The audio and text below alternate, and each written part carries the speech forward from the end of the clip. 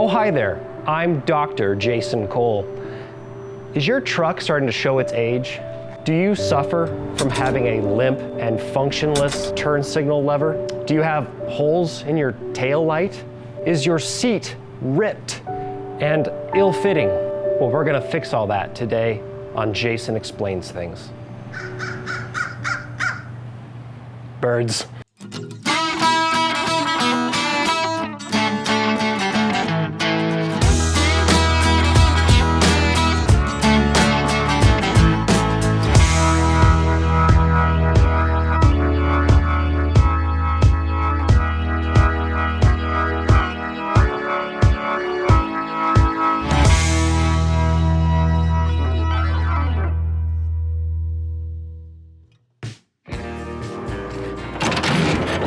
All right, so let's look at the parts we're going to be using. So first is a new turn signal switch. This is a part made by Duralast. There is the part number for you. Second, and a pretty cool find on eBay, is a new old stock turn signal housing, which looks really, really great. Looks brand new, but it is original, it matches. And then another awesome find is this seat that I found on Craigslist from a nice gentleman.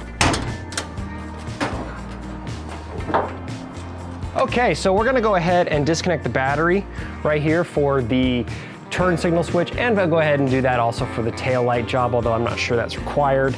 I'm gonna go ahead and put time code stamps here down at the bottom if you wanna jump ahead to either the seat part or the tail light part or the turn signal switch, you know, because we're kind of doing three things at once, which is a little strange, but anyway, let's go ahead and get started with the turn signal switch.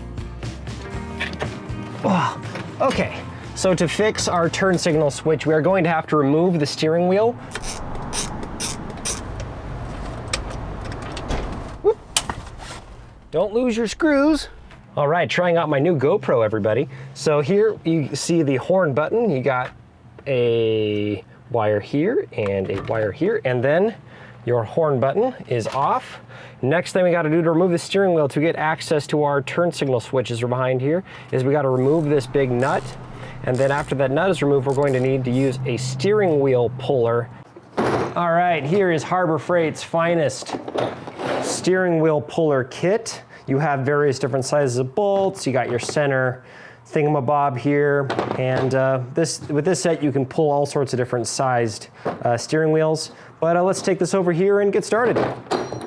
You're gonna wanna take a pencil or something like that and just put a mark on your steering wheel, just to make sure that we line it up correctly when we put it back on. So the kit has various different sizes and lengths of bolts. And what you do here is you take the correct size bolt and you thread it all the way into the steering wheel here and at the bottom right here. And then this is what you're going to, you see here, what you do is you're going to take a ratchet and tighten this down. So this particular kit uses a 9/16 size socket.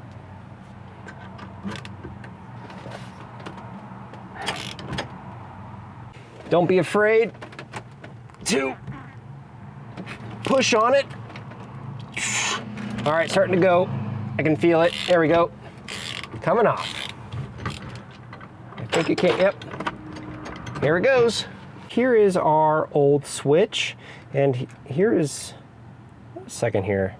Is this just really loose? I'm gonna go ahead and tighten this and see if the switch is still functional. And it is. So if you look over here, these little tabs will eventually wear out and break over time, but this is not broken. I just honestly, I installed this a little over about a year and a half ago, and it must have just worked its way out and gotten loose, but now it's fine. So I want to go ahead and go over how to replace this part the rest of the way so you guys don't feel super cheated by my video. It's very simple. We pretty much did the whole thing, but what you'd want to do is you want to remove, first off, remove this piece here with just 4 screws.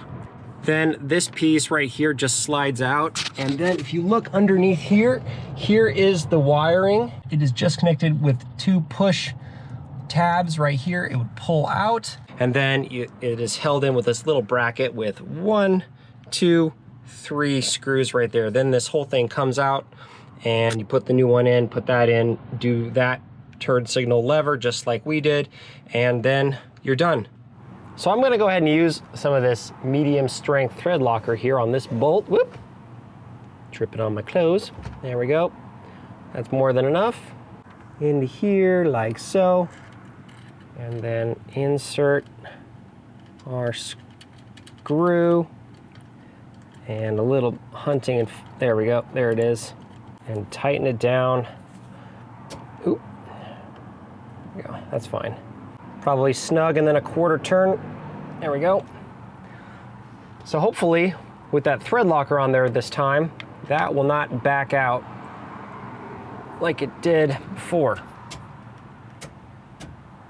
Let's put our steering wheel back on. Thread on our bolt, and then torque to 45 foot-pounds. There we go. Isn't this fun? It actually is kind of fun. All right, let's go ahead and replace this taillight. So what I'm gonna need to use is a 4.5 millimeter star shaped, these 6-pointed security bits. And I got myself a little magnet tray here. And let's just take this apart. And our broken taillight housing. There we go. Bulb. Oh. There we go. Bottom, top.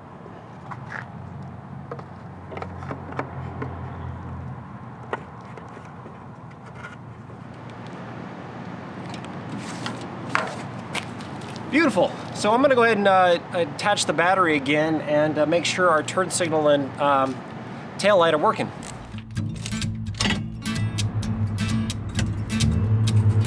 Oh snap. Yay! All right, awesome. Everything works, so let's replace this worn out seat.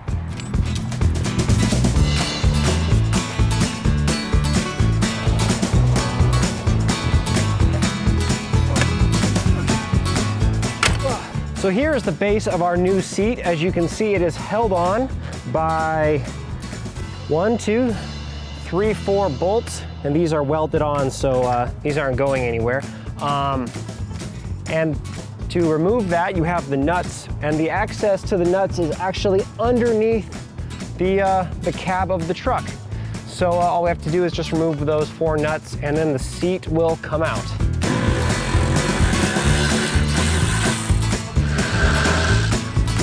Okay, time to take the seat out.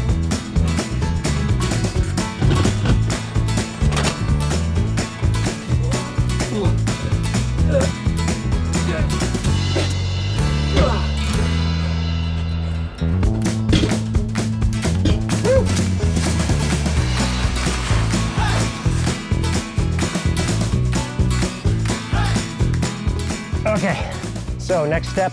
Think positive thoughts about not throwing out your back while you put this in. Good. Yeah. Yeah.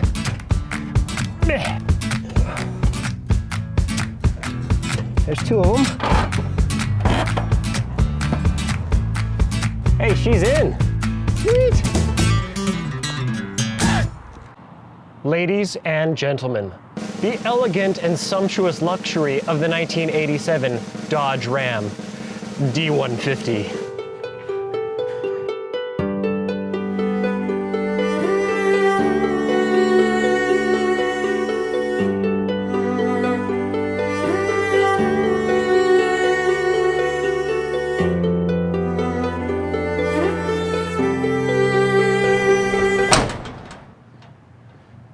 Thank you all for watching so much. I shall now take my classy truck and I shall take a load of cardboard to the dump. Goodbye.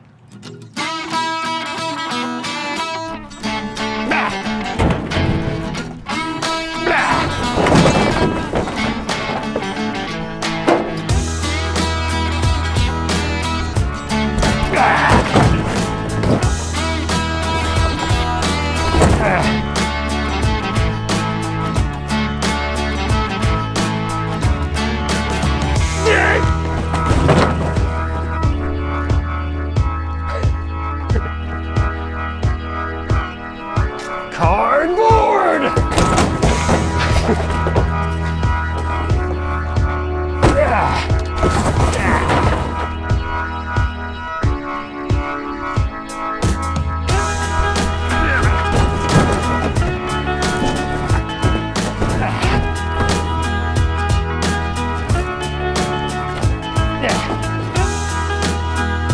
Not done yet.